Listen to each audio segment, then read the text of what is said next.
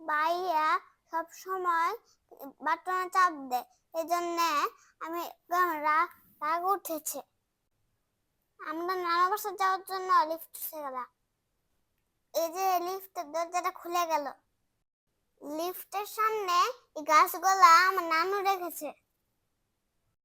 বাবা আমাদের জন্য মজার একটা আইসক্রিম কেক আনলো।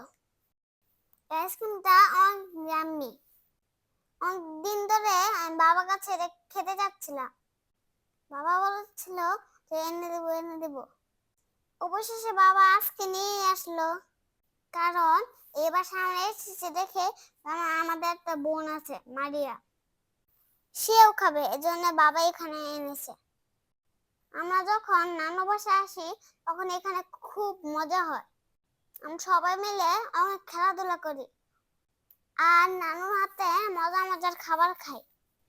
তোমরা কে কে নানু বাসায় যেতে পছন্দ করো আমাকে কমেন্ট করে জানাও। সবাই ভালো থাকো। আল্লাহ হাফেজ।